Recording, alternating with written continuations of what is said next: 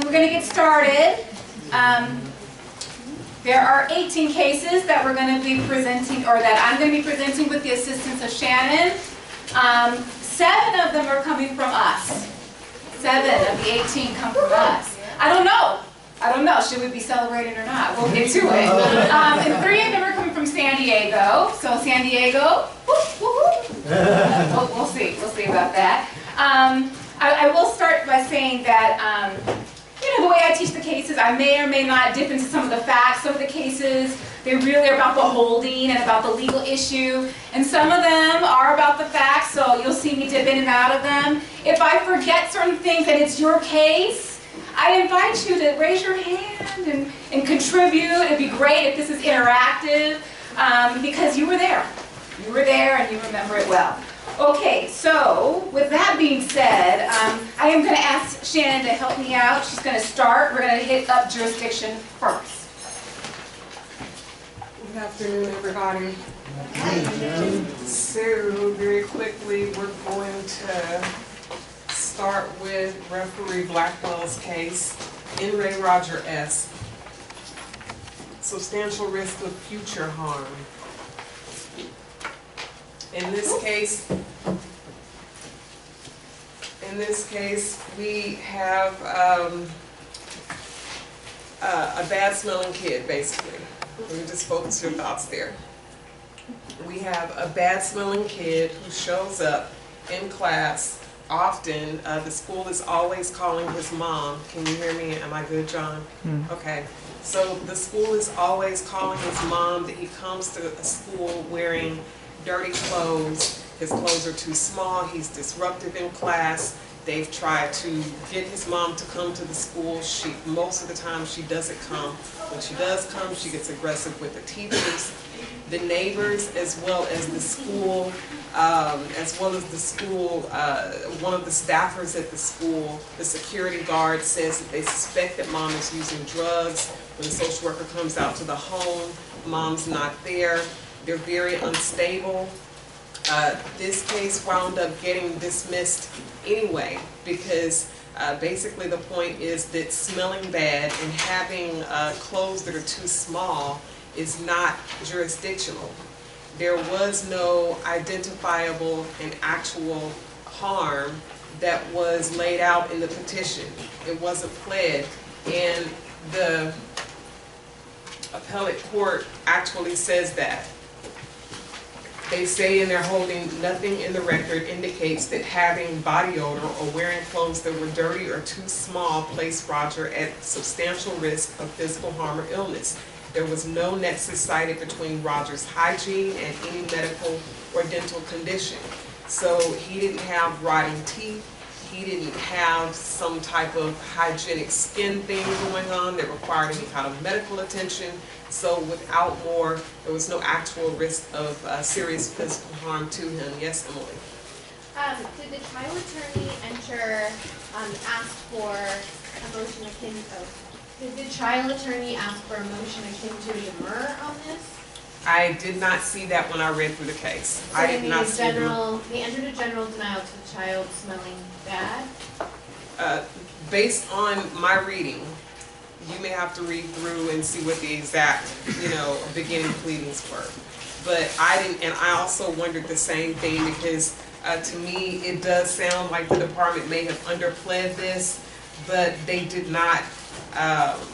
I didn't see where actually the appellate court did make very clear that the petition didn't contain anything more than his dirty, smelly, odorous issues. They didn't put anything in there about mom being suspected of using drugs. I think he was born with a positive test for illegal substances, but he was 10 years old, so that was 10 years before the petition was pled. So that is Roger S. Okay. Now we're getting into, thank you, Shannon. She's going to come back. Going into the drug cases. Okay. Drug use without more. There's nothing more. There's nothing to the case. There's no facts that represent any kind of risk to the child. Drug use without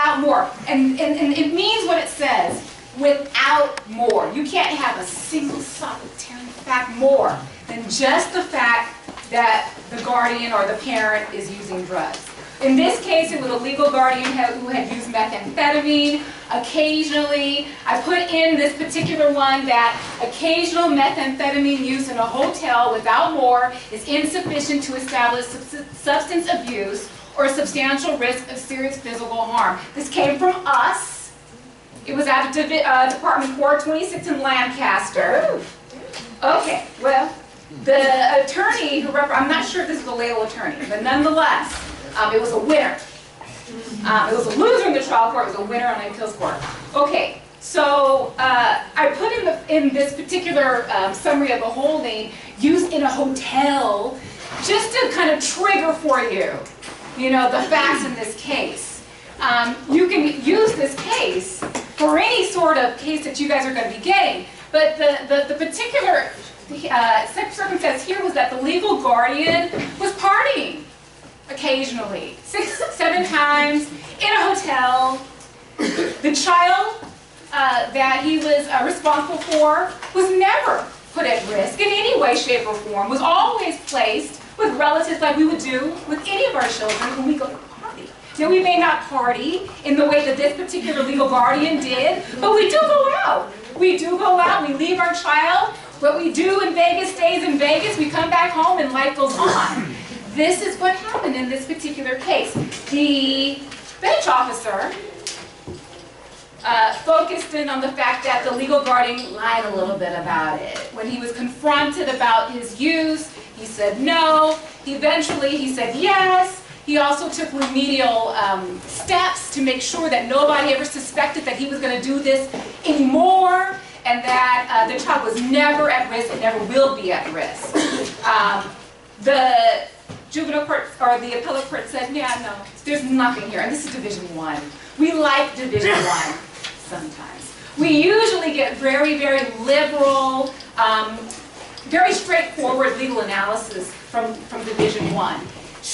Very simply put, occasional methamphetamine use is not substance abuse, right? Abuse is a defined term where it impacts your livelihood, it seeps into your professional life. There is a very specific definition that has been given through case law. And what I believe Division I was doing was trying to push back against Alexander C. Does everybody remember what happened in Alexander C? Nobody remembers what happened. When Alexander C came down, I was livid. Okay, the parents were users for a very, very long time. The kids were perfect. The thing about what happened in Alexander C was that the parents were saying, well, we can't live without it. It helps us, it keeps us going. I need it every day. Without it, we could not do what we're doing well. And so the Court of Appeal was like, yeah, no. Yeah, you guys are substance abusers, and eventually that's going to seep into what you guys are doing at home. And in fact, I remember the child in that case they were presuming that the child was going to start learning that, yeah, as long as you keep everything moving in the right direction, a little meth is okay, even for 30 years' time. So that's what I think Division I was doing, pushing back against Alexander C. and then reviving Rebecca C., the case that we like from Miss Berger. Short and sweet, make sure there is truly nothing more before arguing for dismissal in a drug case. The thing that Division I also likes to do, just going back, they always like to break out the analysis. Is this substance abuse? And they go through all the facts to see whether or not it amounts to substance abuse. Then they go to, well, what about the risk of serious physical harm? They could find nothing. They tried a little bit about the fact that the legal guardian didn't know that the child had developmental issues or educational issues. They're like, yeah, what's the nexus? And no nexus. So there was nothing more. So when you guys are arguing and you see the something more, be mindful of it, that you may not be in LC or Rebecca C land. You may be in Alexander C. So just be mindful. Next case.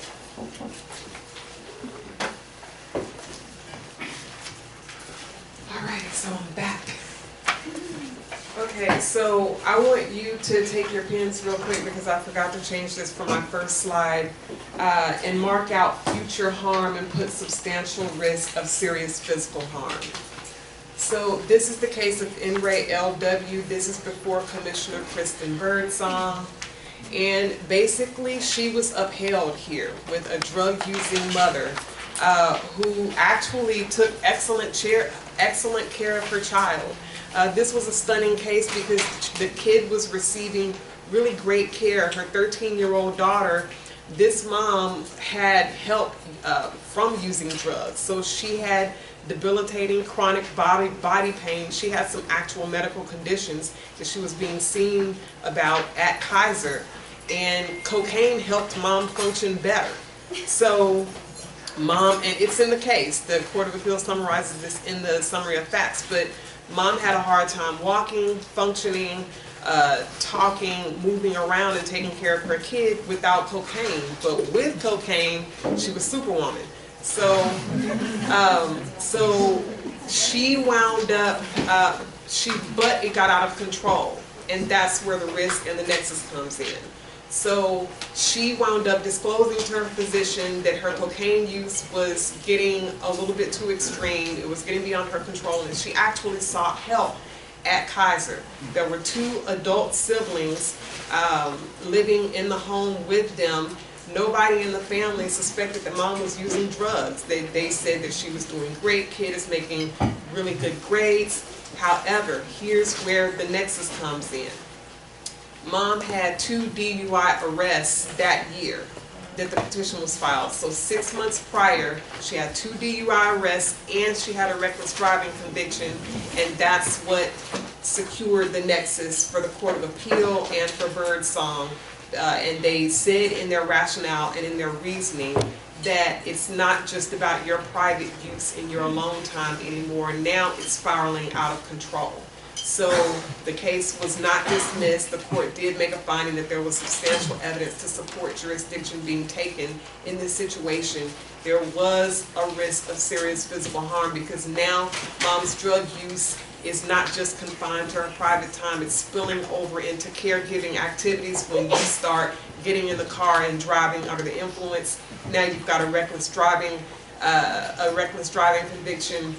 You've had two DUI arrests, so now you're putting your child at risk by engaging in activities that are harmful for the child, and you're taking your drug use into activities outside of the family home, and that's where the nexus to risk comes in. But at DISPO, the child was declared, it was a home of parent-mother order, and mother also challenged that. Mother felt like she should have gotten a 360B dismissal, and she raised a challenge that it was abuse of Birdsong's discretion to not grant the 360B. Court of Appeal came back and said, well, no, she didn't abuse her discretion because your drug use is spiraling out of control. You need to be watched. You need some more formal supervision than just a 360B. You started off with prescription drugs, and then you wound up taking cocaine, washing it down with vodka and Norco, and now you're putting cocktails together, and your stories aren't completely consistent about you know, when you started, when you didn't, and you successfully hid this from your family, so you need to be watched. So the home parent order, instead of a 360B, was upheld in Birdsong's court. Any questions? All right. Okay. All right, so second district again. So 1, 2, 3, here we go. Division 5. So this was at Department 424, Martha Matthews.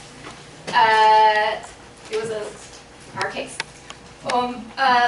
Basically, in a nutshell, the juvenile court issued a custody order allowing the parents to share joint legal custody, physical custody to the father.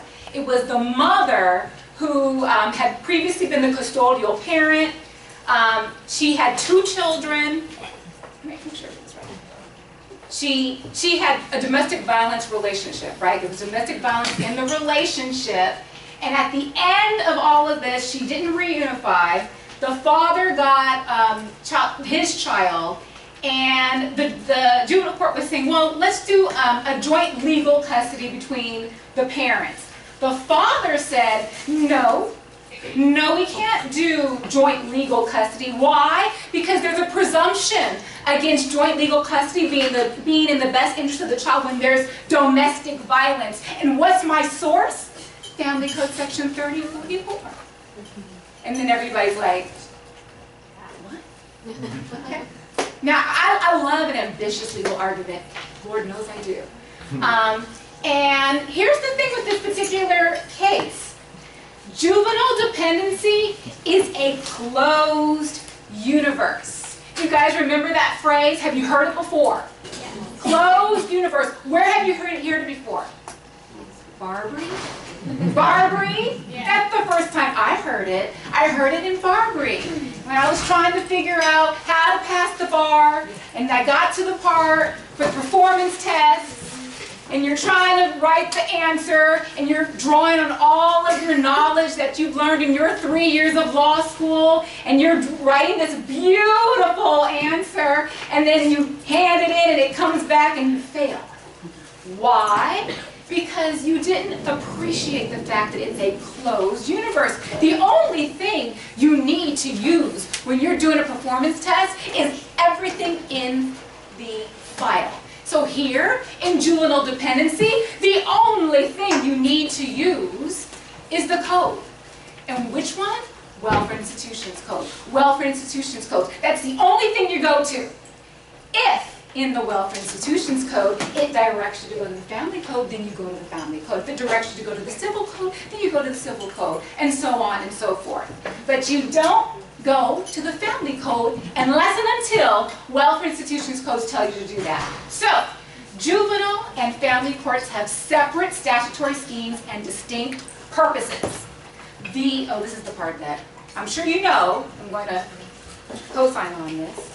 The presumption of parental fitness that underlies custody law in the family court, it just does not apply to dependency cases.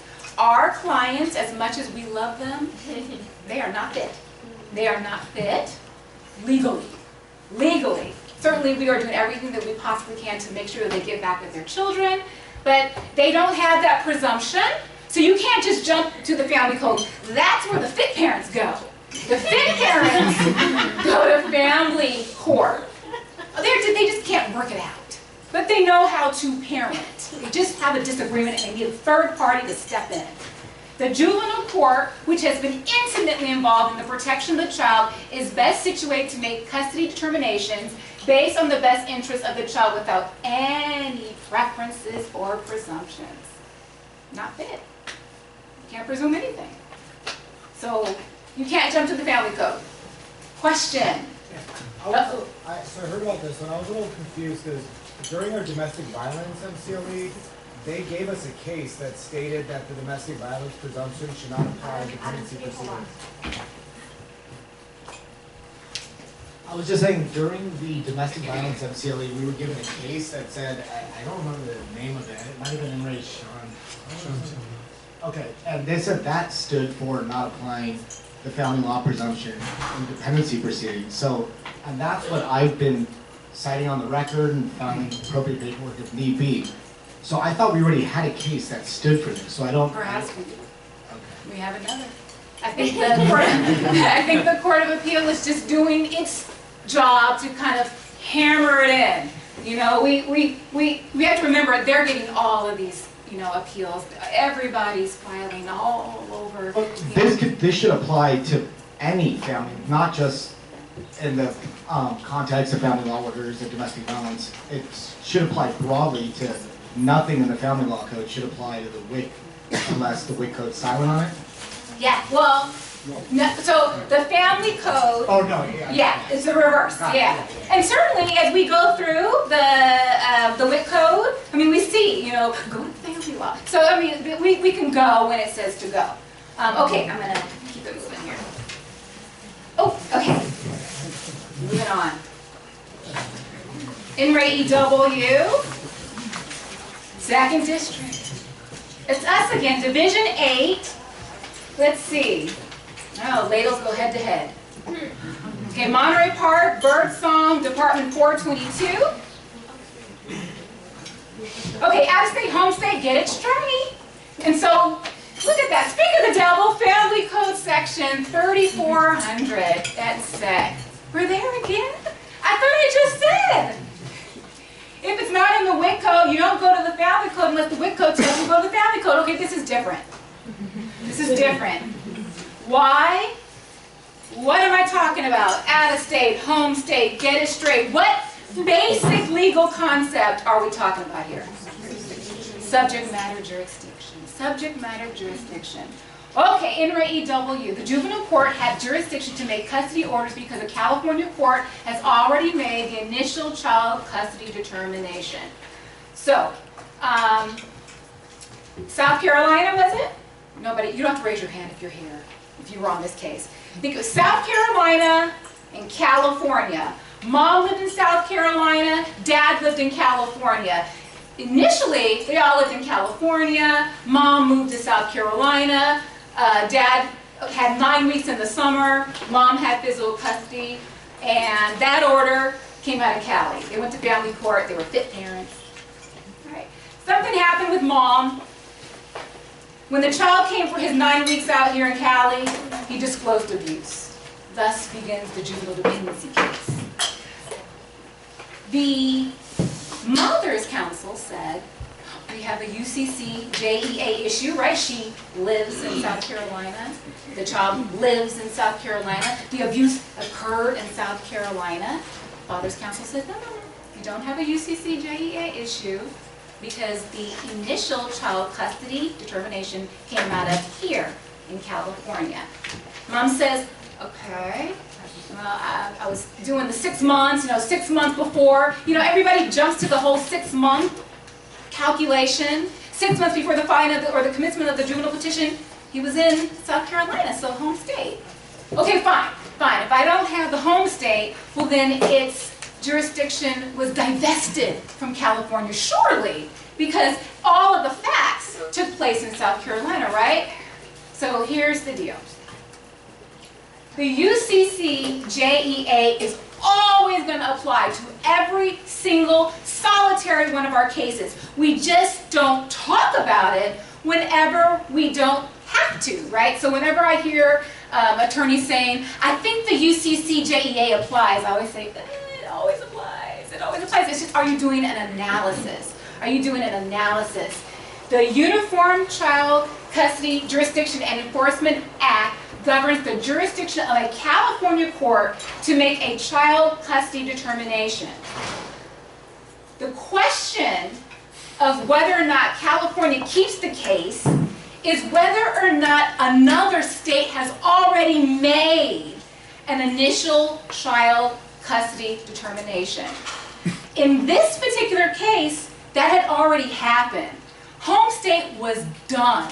Home state was done. You didn't have to go there. Usually you're going there when you have these two competing states and nobody has made a child custody determination. Then you start working through the home state, and that's when you start going to 3421. And let me just say, I'm not going to teach 3421. I'm not going to teach 3422. These statutes are incredibly dense. It is so much more than calculating the 6 months from the filing of. You cannot do that so easily and so simply. You have got to start from 3421A and wave your way all the way through all the different ways in which you're going to try to find home state. This case touched on it and then it just got out fast because they were saying, well, we don't even need to go to home state. Why? Because there's a child custody determination in California. It has continuing and exclusive jurisdiction, and California was never divested from its jurisdiction. Why? Because in order to divest jurisdiction, you have to go through a completely different weaving around. It's very factual. And the mom was not able to show that, to demonstrate that. So this case just kind of focuses you on when you start going into UCC JEA. It's usually, there's nothing in the detention report that mentions a custody order. Then you start doing the calculations. But if you already see that they already have an order, you're good. If you want to start challenging the continuing California jurisdiction, then you want to start diving into 3422, and then of course you can start doing inconvenient form. That's further along in 3400 et seq. Okay, it's extremely dense, very, very lengthy. I have to break it down and circle. It's in the conjunctive, then it's in the disjunctive. It is a lot. It's a lot going on. A lot going on. Hopefully there's no question. Next case. 3rd District, we're out of the 2nd. Okay, this is Sacramento. Retroactive ICWA notice is not proper. The juvenile court's ICWA finding made at an unnoticed ICWA compliance hearing was reversible error. Okay, so this is what happened. I'm actually going to pull the case so I can get it. Okay, the county sent notice. It was really good. It was complete. They sent it to the tribe. It didn't make it there, though. It didn't make it to the tribe. They went ahead and held the dispo anyway. So they held the dispo. They sent the notices out. That was good. The tribe did not receive the notice. They held the hearing anyway. Thereafter, no notice of any subsequent hearing was ever sent. Then, the county resent the same notice. The same notice. We're talking about word for word, including the date of the hearing they already had. They just resent all of that. Providing the tribe with notice of a hearing that had already passed. The tribe did receive the notice on March 3rd. Then the court did something that I like, sort of. They had an ICWA compliance hearing to perfect notice. The tribe didn't know about that one either. Okay, so the whole thing had to go, the whole thing was done. Had to go back, so it was remanded so that they can get the ICWA notices correct. So first and foremost, I have to say this. Do not throw away your ICWA notices. I know they make your file fat. I know they make your file fat, and I know that they're very lengthy, especially if there's multiple kids. And you find that part where you can just rip it, and there's one staple on the back and one staple on the front, and you find right. Okay. Don't throw away your notices. You got to track them. You really do need to track these notices. This one got away from everybody. It got away from everybody. They tried to cure it, right? I like the ICWA compliance hearing. I like it a lot, and so does the Court of Appeal. They have no problem with you going forward on dispo without making the ICWA findings, as long as somewhere on the record you're saying, then we'll come back and we'll fix the ICWA. That's a great thing to do, especially if one party is saying, slow it down, ICWA notice is not proper, and the other party is like, we can just do it and come back. So you can continue your hearing. You shouldn't. But you can continue your hearing as long as somewhere on the record you're going to go back to those ICWA notices. Why? Because it's a continuing duty. It's never ending. You will always be at the ready for ICWA notice. Okay? So don't throw away those notices. Notices shall include the information regarding the date, the time, the location, and notices shall be sent for every hearing that may culminate in an order for foster care placement, termination of parental rights, pre-adoptive placement, or adoptive placement. So keep your notices maybe in an expanding file somewhere else. Maybe you want to do a separate sheet on the inside of your file where you're trying to keep track of the dates. But as much as you want to just don't do that, because the case will go off the track if you go all the way through and then someone files their appeal and then ICWA notice comes up. It's gonna go back.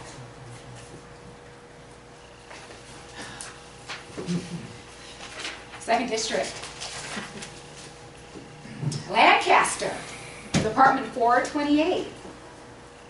In our court, this is how we do it. Harley C. The juvenile court committed prejudicial error when it impaired mother's opportunity to present her case as a sanction for violating an invalid local rule. So this is a really dense opinion. It's one of the thick ones. There are more cases to come that are even thicker. I'm going to shortcut to what I think you guys will need to know and to how to use this case. I titled it, "In Our Court, This Is How We Do It." How many times have you said that? Well, in our courtroom, this is how we do it. Or you heard, oh, it's going to be papered over to, oh, that's not how they do things. You just be mindful. What is it that your court is doing? Is it even legal? Is it valid? It's okay for the juvenile court to establish local rules or procedures to govern the proceedings and to expedite, okay, the ability and the authority to control the proceedings. And it also has the discretion to impose sanctions. Just, you gotta be mindful. Are they legal? Is this okay? What happened here was not okay. So in Lancaster, there's these policies, one of which is you file a joint trial statement. Forgive me for stumbling over that. I know nothing of any kind of joint trial statement. This is before or after my time. When I was in the courtroom, I filed nothing. I filed no joint trial statements. Apparently, the recommendation at the time was to do a JCO, remove from the mom, place with the father, JCO, and minors counsel was like, no, I want to keep the case open. FR to the mom. So of course minors counsel was like, all right, let's do that. Okay, they set it up for a hearing, it comes back. Minors counsel's like, I changed my mind. JCO. Removed from the mother, placed with the father, mother, unmonitored visits. There was like a last minute or something like that. So mother's counsel's like, wait, hold on, what? Okay, I want to put my client on the stand, I want to put the child on the stand. And the bench was like, well, counsel, did you file your joint trial statement? No, I just walked in the door. He actually says in the opinion, I walked in the door and I heard minors counsel has changed her position. I now would like to put on a contest. She said, well, if you didn't file the joint trial statement, I'm sorry. I'm not going to allow your client to testify, nor anyone else. Now, mind you, the trial court also said, any witnesses? Any witnesses? Is anybody going to be any witnesses on? She's like, Your Honor, you just asked me. God bless Little One's attorney. You just asked me if any witnesses. I do. I want to put the mother on the stand. Well, no, we have a policy. You didn't file it. She's out. All right. You can't do that. You cannot do that. So the opinion goes on and on. Division 7 just went on and on and on and on about how do you establish a valid local rule. The court, this was an invalid local rule. It didn't even establish them properly. It didn't go through the right procedures or the chain. It didn't get any kind of oversight or approval, nothing. So the local rule was invalid. Then, the way that the court enforced it and the sanction that she imposed, you can't present your witnesses? That was disproportionate. Can the court impose a sanction? Absolutely. Can the court control the proceedings? Yes, she can. Can there be local rules? Certainly. Just do it right. Do it right. Don't do it how you want to do it. Do it right. What does this opinion not stand for? Don't use Harley C. to say that there's a Sixth Amendment right to call witnesses and to a right to confrontation. Don't do that. That's not what this opinion says. Do not use this opinion to stand for your client's 5th, 6th, or 14th Amendment right to testify. That is not what this opinion says, and if you read through it, they don't touch it. This is all about the local rule and about the authority that the court has to control the proceedings and the discretion to impose sanctions. It was done improperly. And that's what Harley C. is all about.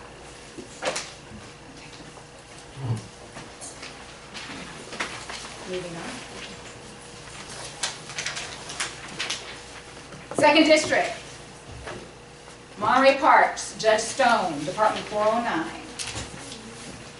Okay, so this one is a sex abuse case. The father committed an offense against a biological child. The disposition orders in this case was removed from the father, placed with the mother. So that would mean enhancement services for father, yes? So the only issue really is here is visitation. There's 2 children involved. The court ordered visitation for 1 child and no visitation for the victim, his victim, and then put a cherry on top. 2-year restraining order. You can't have any contact with this child. Nothing. Father's counsel, well, wait a second. You already said that my client can't reunify with the child. You already said there's no visitation. Do we really need to have a restraining order? Yes. Yes, that was reasonable and within the court's discretion to do so. There was sufficient evidence that any contact between father and minor would jeopardize her emotional and psychological safety. So the juvenile court was looking at things other than her physical safety. Because, right, if he has no contact with her, no visitation, and she's been removed from his care, he's not going to be able to sexually abuse her again. But the court wanted to do more. You can't email her. You can't text message her, Facebook her, FaceTime her. Nothing. Nothing. The evidence suggests that father would try to manipulate her into seeing him. Thus, there is a sufficient basis to also conclude that her physical safety would be at risk. And then timed up with physical safety. Loved it. Couldn't help it. Okay. So no visitation, no phone calls, no emails, no text, no contact.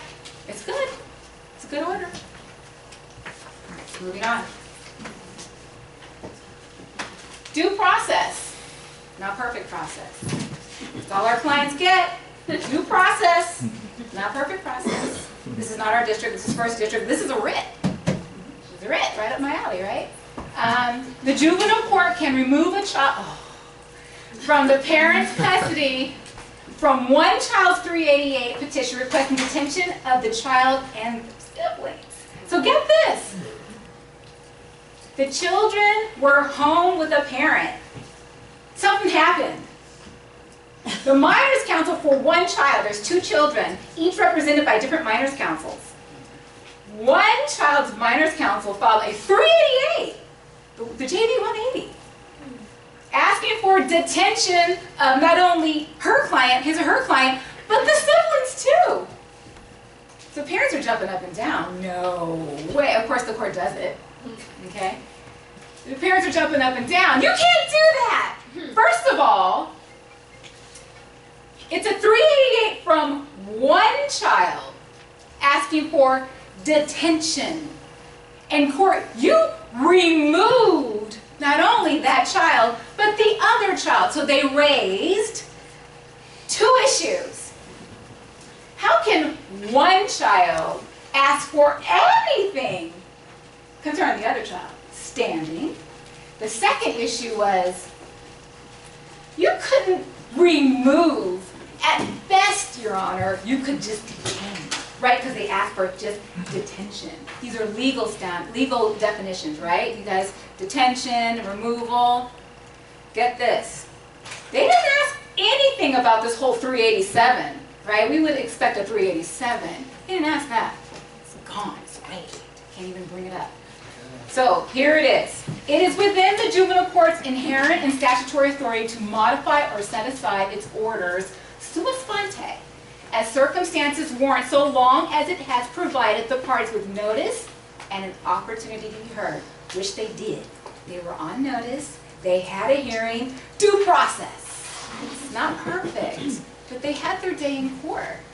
And again, be careful what you wish for, not only at the trial court level, but at the appellate level. They didn't claim anything about the request to remove the minors could only have been initiated by the social worker via the filing of a supplemental petition in accordance with section 387. They didn't touch it. So what about the standing issue, you guys? Standing. The one minors counsel asking for the child and the child's siblings. This is how they dealt with it. This is how the Court of Appeal dealt with it. And this is how you guys can kind of see it happening. You guys know on the JV 180, you know that, I think it's the last page, the signature page. Does anybody object? Who agrees? In all these boxes. Okay, so I'm sure it was like the box for the other minor or the other child. I'm sure it was checked. I'm just presuming. I'm assuming that. But then the Court of Appeal, they get this record. They read everything. They read all the transcripts. They look at every single thing, and so they say, "Oh, we're mindful of that the minor's attorney for the other child." Where is it here? Her attorney agreed with the request. That's the boxes, right? Okay. And then at the conclusion of the hearing, aligned herself. You know, we joined. They aligned. Okay. Then it says, then she verbally joined in the 388 motion at a previous hearing, not even the one where the 388 was heard and ordered and granted. So the appellate court, when they review the record, they review the record. They're looking at it from the detention report, the petition, and they're going all the way through. The transcripts from the very beginning and all the way through. As long as, you know, appellate counsel is asking for it, they're going to read it. And they're going to pull as many different things as they possibly can to tie up and support what the juvenile court did. So that's something to look out for. 388s filed by your minor's attorneys. Ooh. Okay. You're on notice. Okay, I see it's 12:56. I'm going to start. The hot chili peppers and soap challenge. Okay, so mothers, children were removed for inappropriate physical discipline and physical abuse. She did reunification services. She got them back. She kept doing it. She kept being inappropriate. 387. Pulled the kids. She says, well, wait a second. I'm just punishing my kids. I'm just disciplining my kids. And if I understand correctly, a parent can, you know, discipline their kids physically, appropriate, age appropriate. The court's like, that's not appropriate in any way. Inappropriate physical disciplinary measures, I'll tie this all up. Violation of court orders and being extremely difficult to work with the service providers is sufficient evidence to support a finding that the previous disposition order has not been effective in the rehabilitation or protection of the child. This is 3rd District, Sacramento. The parents may use age-appropriate corporal punishment to discipline their children. In this case, the court could reasonably infer that mother intended to cruelly inflict inappropriate physical pain. The court properly considered the totality of the circumstances rather than viewing each separate incident in a vacuum devoid of any context, because that's what the mother was trying to do. She's like, well, I just put chili peppers. That's not a risk to my child. It's uncomfortable. I just put soap. You know, it tastes nasty. But that doesn't put my child at risk. And yeah, I reached in her shirt, I pulled out a phone. Okay? But that's how she always has been, and it had never, ever worked out for her. So she continues to do this behavior, and so the court just tied it all up.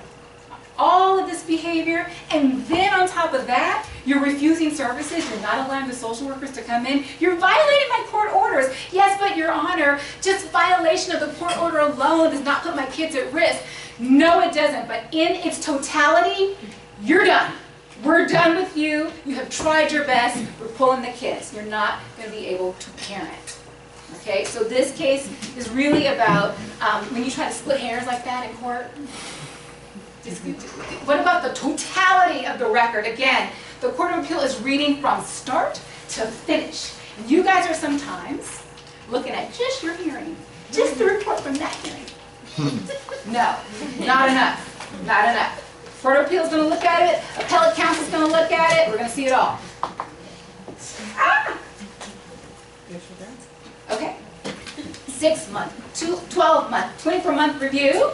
Is supposed 6 month, 12 month, 18 month, 24 month review. Isn't that the right thing?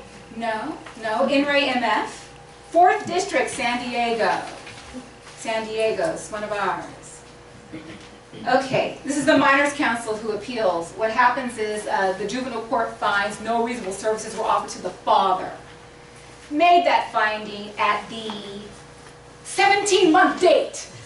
Okay, it was supposed to be a 12-month hearing, 12-month fast review hearing. It was held at 17 months.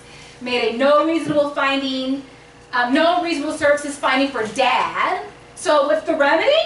Kick it out. Keep on going. Go on, father. Continue to get your services. All right. So what's the court do? It sets the 24-month date hearing. What? Aren't you supposed to go to the 18-month and have that hearing, then figure it out, then go to the 24? No. Okay. The juvenile court was like, well, what's the point? Why would I just go just a couple more weeks?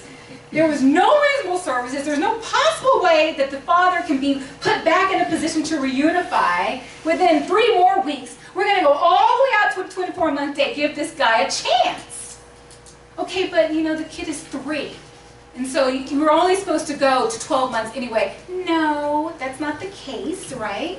You can go out to 18 months, and you can also go out to 24 months, assuming that there's a substantial probability that the child's going to be returned. You can keep going, even though the child's under the age of 3 at the time of detention and removal.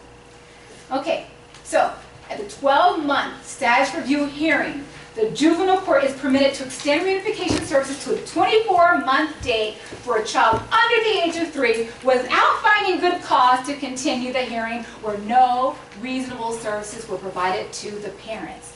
So what happens if the review hearings aren't held on time?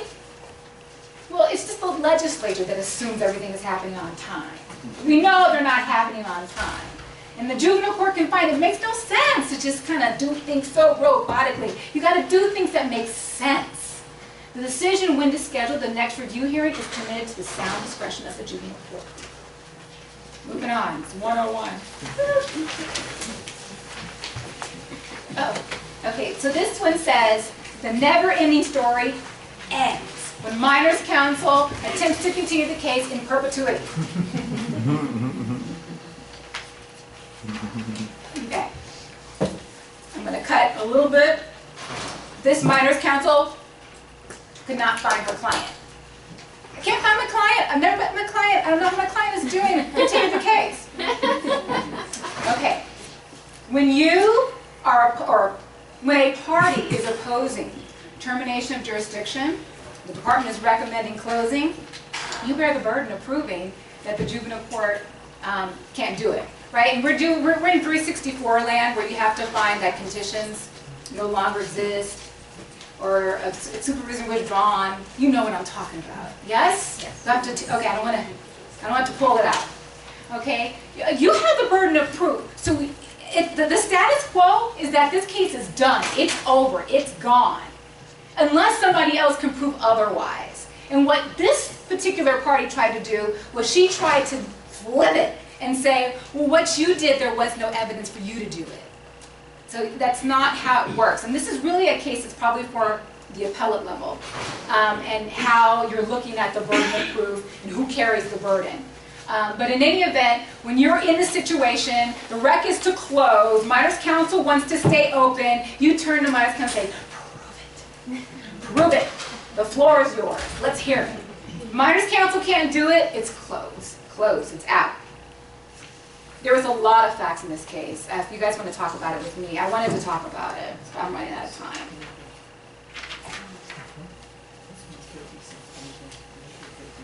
The unorthodox way, how not to return a child to a parent. And I love, unorthodox is usually the go-to word that the appellate court likes to use when something just did not go the way it was supposed to do. It just did not go the way it was supposed to do. It was unorthodox. It's the kind way of saying that they didn't do it right. Chronic departures from the statutory requirements led almost inevitably to errors. Chronic departures. It was unorthodox. It was unorthodox, to say the least. The juvenile court's order awarding sole legal and physical custody to a non-rehabilitated offending parent and terminating jurisdiction was an abuse of discretion. And boy, was it. This is 1st District. This was a plain vanilla mom who she had substance abuse issues. She couldn't take care of her kid. The dad had hightailed it out of there. He went to Louisiana. While the mom was trying to get her act together, the grandparents were like, well, we need help. So they filed. And that's how this became a dependency case. The father, he kind of stumbled back into the picture after a long period of time of the child having been removed and placed in foster care placement after foster care placement after foster care placement. Somehow the dad wove his way back in. I think I'm at 30 mark. 30 minutes? No? 10 more minutes. Okay. Through a series of chronic departures from the statutory requirements. And we're talking things that the statute, it's very clear you're supposed to do. Review hearings, legal findings, get a last minute from the department, review it. Make sure that did not happen. The child ends up in Louisiana with this, for lack of a better word, just an unfit parent, an unfit dad. Because the child was in Louisiana, I think everybody was just like, this is too hard. It's just too hard to try to supervise this case properly. We're all here in California, and the child's there in Louisiana getting care in this facility. The dad, he's not doing well, but he put the kid in this facility. So let's just say that the dad did what he's supposed to do. The kid's in the facility, the dad is horrible, and let's close the case. Sole legal custody to the father, sole physical custody to the father. Okay, that's fine. The court shall terminate its jurisdiction. I'm going to say this fast. The court shall terminate its jurisdiction unless the social worker or his or her department establishes by a preponderance of the evidence that conditions still exist which justify initial assumption of jurisdiction under Section 300, or that those conditions are likely to exist if supervision is withdrawn. So no one did that. No one said that. The evidence was to the contrary.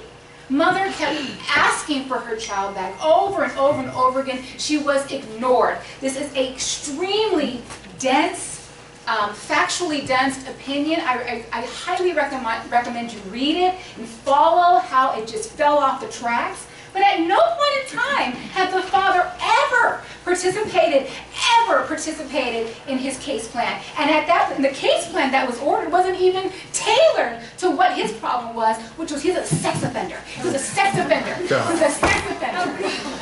All right, so he never, ever rehabilitated, but because the child was in a facility in Louisiana and was getting the care that he needed, and it seemed like that was a good way to keep the child protected from the father, they just closed out the case. That was not how it was supposed to be done. 364C, word for word. Don't let your out-of-state client's kids or your client's kid who ends up out-of-state, don't let that slip through the cracks. It is not enough that your kid is out-of-state or your client's kid is out-of-state. Just go, oh.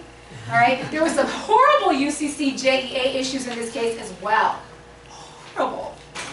Chronic departures from the statutory requirement. Nobody even bothered. And that's how we got this case. Where's First District? First is Sonoma County. And don't forget, failure of the parent or guardian to participate regularly in any court-ordered treatment program, that's prima facie evidence. You cannot close this case. You cannot close this case. I know we sometimes try, right? What if there's no evidence of the child's at risk? You can't close the case. You can't close the case. Okay, can the court make that order? Oh, so this is, the juvenile court has the authority to order visitation between a child and a non-parent. So this is, a stepdad. He was not the presumed dad. He did not make presumed status. There were no facts to support presumed father status. But he had a really good relationship with mom's kid. The kids were returned. This was, he had a child with the mom. They were removed for a particular reason. They were returned. So mom has the older kid and the younger kid. The dad also shares custody with the younger kid. The dad's like, yeah, but I really want to visit with the older kid. I mean, he calls me dad, and I consider myself his dad. But you're not the presumed parent, the mom says. You're not the presumed parent. You don't have a right to visitation. The court's like, okay, let's have a hearing on this. So all this evidence comes out about this really fantastic relationship between this older kid and this father. He's like, this is a closed case. It's a closed case. Eventually says, okay, you know, you're not the presumed dad. I'm not going to give you custody rights to this kid. But I am going to order visitation. It's a good order. It's a good order. Is it in the child's best interest? Yes. If there's no statute that directly authorizes the juvenile court to make an order, argue that the order can be made pursuant to the juvenile court's broad authority. Where do we find the broad authority? 362A. It's as broad as it can get. So if you guys are coming up with these really creative orders or requests, where your client is, I want the court to order this. I don't even know if the statute allows it. Yes, it does. Yes, it does. 362A, you just need to make a best interest argument. Just make a best interest argument. And why? Why, when the mom jumped up and down, no, he's not the parent, he can't have visitation rights. You're not fit. You are not fit. But I got my kids back. Oh, no. A determination that a child is not at a substantial risk of detriment in a parent's custody in a dependency proceeding does not confer a finding of parental fitness. You are still not fit. Sorry, you're not fit. So normally we would listen to you, and yes, you do have a right to, speak on the who has contact with your child, but you're not fit. So at the end of the day, the juvenile court can make that best interest determination. Okay. I don't know why I didn't do this one first. The fraudulent 2-6 report and the fear of Rebecca Hardy. Rebecca Hardy is the judge in this case. The first district loves her. They loved her so much, they quoted her and her fury all throughout the opinion. She was quoted so many times. She was furious. She was furious. What happened was the department, when she terminated reunification services and set the 2-6 hearing, the department is supposed to file a 2-6 report that contains information about the prospective adoptive parent. That's, in this particular case, it was Welfare and Institutions Code section 366.22 C1D. There's also analogous statutes found at 366.21I1D and 366.25B1D. That's the 6-month and 12-month status review hearing, and then the latter one is the 24-month, right? You term reunification services and you set the 2-6, then the court orders the department to compile all this information in preparation of the 2-6 hearing. The department left all of that information out about these prospective adoptive parents. The prospective adoptive parents were, well, one in particular was horrible. Sex abuse, sex offender, parental rights terminated, convicted of all these crimes, went to prison, so on and so forth. So as soon as the Rebecca Hardy, as soon as she terminated parental rights, the kid was pulled from the prospective adoptive parents, and all this stuff came to light. She was livid, and all of that is all in the opinion. Why did it become an issue here?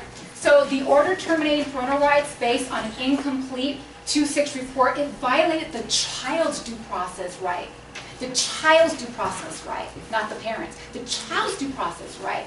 And how it got really muddy here, and I see it's 114, how it got really muddy here is that there was no clear determination of whether or not the finding of adoptability was based on the child being generally adoptable or the child being specifically adoptable. There's a difference.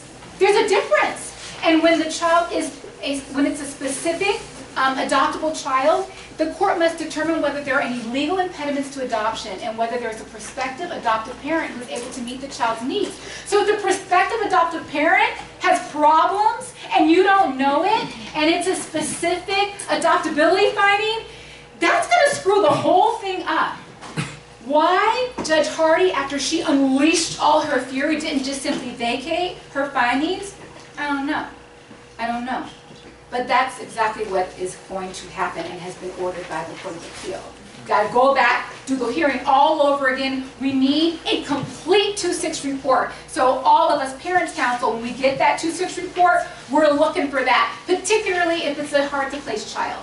It's a hard-to-place child. Because without this, first of all, that portion should be in there. But if it's not in there and it's a hard-to-place child, then we're going to have some huge problems. Huge problems. Anybody else have to leave? It's 1:15. Okay. You guys, there are there's 3 more cases. If you can't get the gist from reading the handout, email me, come see me, call me. I'm right here. Thank you. Thank you.